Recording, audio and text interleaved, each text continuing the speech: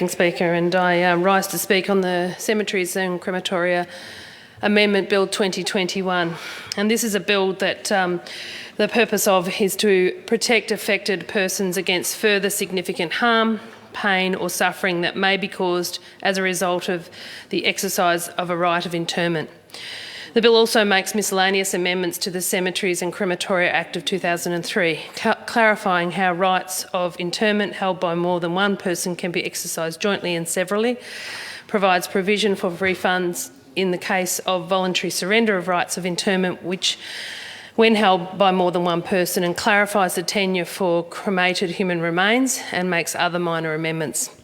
This bill effectively has come about as a result of a shocking case of a murder of a woman by her husband. And that resulted in the fact that a headstone was placed on her grave, which had in loving memory or words to the effect that her husband was respectful, and that is nothing further from the truth. And it was upsetting for her children, her family, her brothers, her sisters. Obviously, it was completely inappropriate, and not only that, but the man who murdered her husband, had the right to, in time when he died, lay beside her. And so this bill makes complete and utter sense to change that so that those who have been, in this case, murdered, harmed, or in some cases it even applies to sexual assault, a victim of a sexual assault where a family member may be able to lay beside them. This is completely wrong, and this bill goes exactly to where that needs to be changed. And this discussion actually happened before Karen's death. In 2016, the Law Reform Institute made a recommendation. That's 5 years ago. So it's a real shame that it's taken the government this long to fully adopt, which is what we're doing here, those recommendations. It was simple and is far too long coming. This makes me think about, what are we really doing to support women? Are we doing enough? And clearly we are not.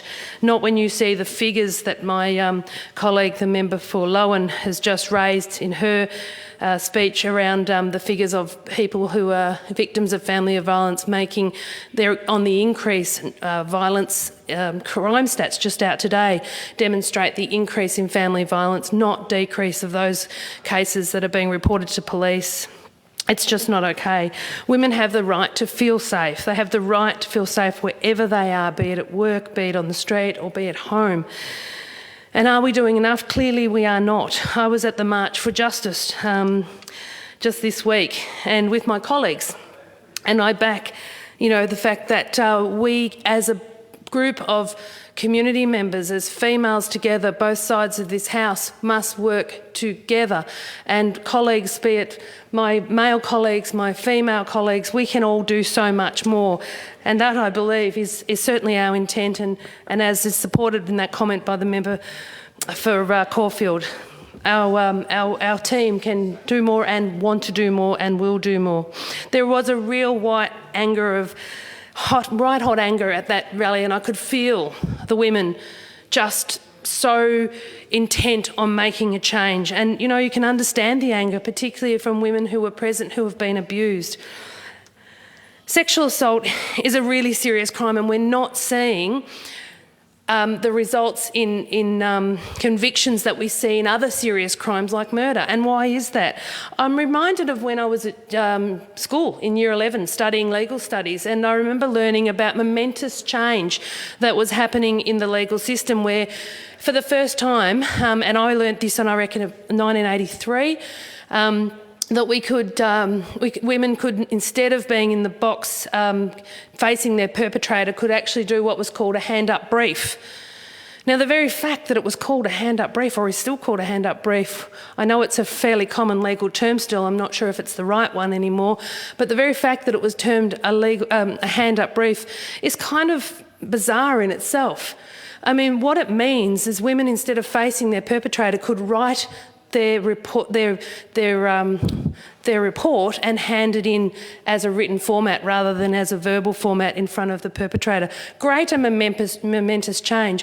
But it made me think, have we done enough? I know we've got a Royal Commission results and we've had 227 recommendations, 60 of which are still to be implemented. But have we really actually looked at what we can do?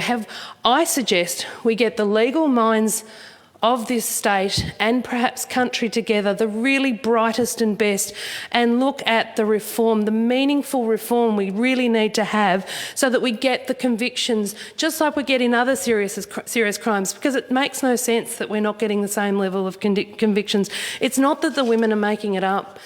It's not that it's not true, it's that we need to find ways to support. There must be an opportunity for us to look around the Western world and see how other nations perhaps are doing it better.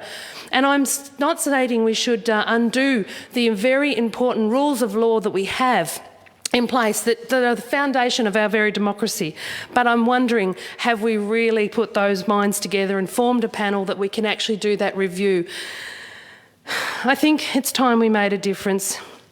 And I believe that meaningful reform is absolutely possible. You know, I had in my office just a few weeks ago a woman who was terrified for her safety. The IVO that she had out on her husband was coming to an end, and I don't want to give any more details than that. But it struck me as strange that she was relying on that IVO. She was terrified for her life, and she gave me lots of reasons and stories that made me also very concerned about her life. The very fact that she was being put into such a fearful place really sent a chill down my spine.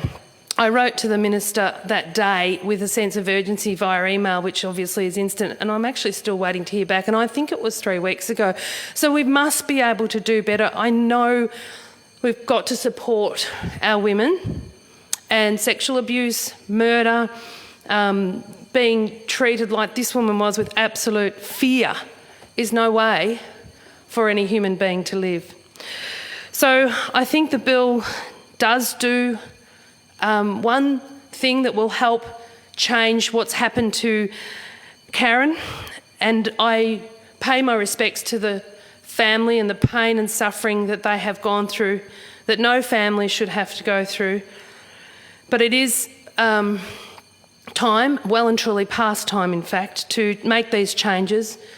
And I hope that we do more than make these changes in this legislation, but we look at the figures today of 1,800 plus people being treated by ambulance call-outs in the last 2019-2020 year that are victims of family violence, where 30% of children are actually witnessing these events. We need to support women so they can call these situations out early, know that they will get help, not be like another woman who came into my office and left a marriage situation where there was a lot of emotional violence and withdrawing of ability to see friends and withdrawing of finances. And 4 years later, she said to me, I'm couch surfing. And I really did think, given all the support they talk about for women, that I would at least be supported with a home. And after 3.5 years of couch surfing, for the last 6 months, she's joined up with a friend and pulling their funds and living in motels. But she's on an NDIS package. She can't drive. She has to walk to services that do a great job, she said, supporting her. She can't move out of the area because those support services are critical for her disability. But come May, when we have the May races in Warrnambool, when the motels are full, she's out in the street. And that's just last week's story. How many stories do we get in our offices where we're just not doing enough? She left her husband in that abusive situation. It wasn't physical abuse, it was emotional abuse, but fairly significant, believing that she'd be supported, because that's what we say to women these days. But it's not. It's just not happening enough, and that was why the rally occurred, and we can do more. And my suggestion is we get the best legal minds in our nation together, particularly in the state of Victoria, and lead the way of finding better ways to support women. And that hand-up brief, the example that I spoke about, was 35 years ago at least. So I think it's time for change, and there are ways to do that.